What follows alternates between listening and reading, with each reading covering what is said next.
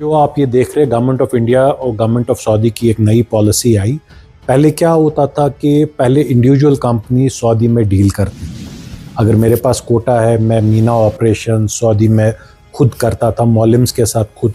अब सिंस वहाँ पे भी कंपनीज हो गई, गवर्नमेंट ऑफ सऊदी का जो गवर्नमेंट ऑफ इंडिया को सर्कुलर आया कि they don't want to deal with individual companies, उन्होंने एक कंपनी को डील करना। यहाँ से गवर्नमेंट ऑफ इंडिया ने जो सर्कुलर बनाया, ये जारी किया, जिसमें ये क्लियरली डिफाइन करता है कि जो 20 कंपनीज जिनको एलिजिबल किया गया और जिनको कोटा दिया गया है, वो एक कंसोर्टियम फॉर्म करते हैं। उसमें एक लीड एचजीओ रहता है और लीड एचजीओ बाकी 19 कंपनीज को लेके एक नई कंपनी फॉर्म करता है, जो कि सऊदी में मीना में हज ऑपरेशंस को अंजाम देंगे। ये एक चेंज, मेजर चेंज हज ऑपरेशंस में इस बार देखी गई है। तो अभी आपको बड़ा एक जो कोटा है वो मिला है प्राइवेट कंपनीज को, उसके हवाले से जानकारी दीजिए क्या है। जनाब, ये जो कोटा है, ये कोटा गवर्नमेंट ऑफ इंडिया की तरफ से है। इसमें एक प्रीरिक्विजिट कंडीशंस रहती है जिनको आप फुलफिल करते हैं। 50 के लिए एक अलग क्राइटेरिया, 100 के लिए अलग क्राइटेरिया, 250 के लिए अलग क्राइटेरिया।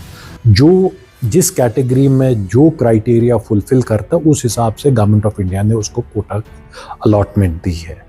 और इस बार जो मेजर चैलेंज, जो मेन सवाल इस बार कहा जाता है कि हज कमेटी में जो बुकिंग्स का ड्रॉप है, ये ड्रॉप इसलिए है क्योंकि लास्ट ईयर जो हज कमेटी की फैसिलिटीज़ थी, they were not up to the mark.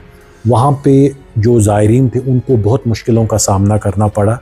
दूसरी बात जो है, वहाँ पे एडवर्स वेदर कंडीशन, दिन ब दिन हज हीट में है। ज़ायरीन ये सोचते कि गवर्नमेंट में अगर 4,80,000 या 4.5 लाख दे के, प्राइवेट सेक्टर में हम 5 लाख, 5.5-6 लाख वॉटेवर पैकेज में दे के हम आराम से हज कर सकते हैं।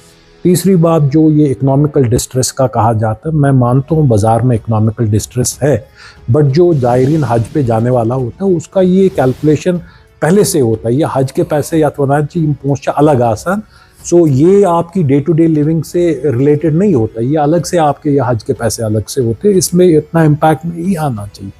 इससे पहले भी इकोनॉमिकल डिस्ट्रेस सोसाइटी में था, बट लोगों का नंबर 35 हज़ार का वेटिंग लिस्ट हज कमेटी में होता था। ये वो जो लास्ट ईयर मिसमैनेजमेंट और जो गर्मी की वजह से इस बार हम हज कमेटी के नंबर्स में ड्रॉप देखते हैं। ग्रीवेंसेस हाजिर की रहती है, उसमें बड़ा फैक्टर जब मौसम खराब हो जाता है या कुछ अनटूवर्ड इंसिडेंट रास्ते में हो जाता है, तो उसके हवाले से क्या कुछ आपके पास कुछ प्लान है? देखिए, जहाँ तक मौसम का ताल्लुक है, ये टूर ऑपरेटर के बस में नहीं है। एक चीज़ जो टूर ऑपरेटर ने अपने जाने वाले ज़ायरीन को जब बुक करते हैं, उस टाइम पे क्लैरिटी से ये उनको इन्फॉर्मेशन देनी है कि मौसम हमारे बस में नहीं है। कल को फ़्लाइट मौसम की वजह से कैंसिल होती है या किसी वजूहात से कैंसिलेशन होती है, तो इस चीज़ पे क्लैरिटी टूर ऑपरेटर के ब्रोशर में ये क्लियरली डिफाइंड होना चाहिए कि weather is beyond our control, in case of cancellation of flight it has to be borne by the Pilgrim.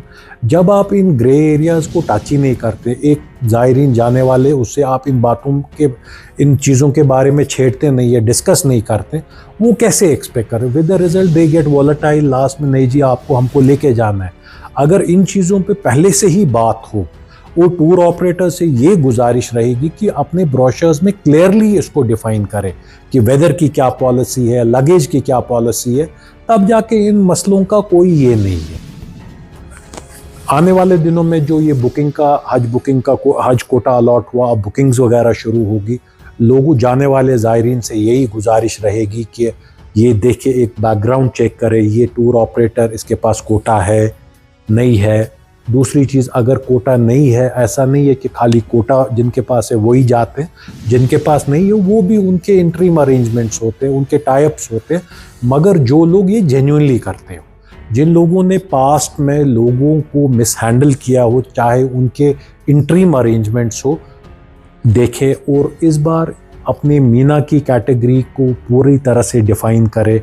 Meena में कितने किलोमीटर, डी कैटेगरी जो जनरली पैकेजेस है वो 4 किलोमीटर दूर है इधर जमरात से, बसेस के बारे में बात करें, टेंट में कितने लोग हैं उसके बारे में बात करें, क्योंकि मीना के हज में कोई होटल नज़दीक है, कोई दूर है, एयर कंडीशनड है, सब फैसिलिटीज़ है। मीना के बारे में मेरी यही गुजारिश जाने वाले ज़ायरीन से रहेगी कि इस बार अपने हज पैकेज के मीना के पार्ट में अपने टूर ऑपरेटर से थ्रेडबेयर डिस्कशन करें, ताकि वहाँ पे आपको कोई किसी भी मुश्किलात का सामना न करना पड़े और क्लैरिटी से दोनों साइड्स में क्लैरिटी हो। एक मॉडल एग्रीमेंट साइन होता है जो एक कॉपी आपके पास रहेगी, एक टूर ऑपरेटर के पास, जिसमें टर्म्स ऑफ सर्विसेज को डिफाइन किया हो।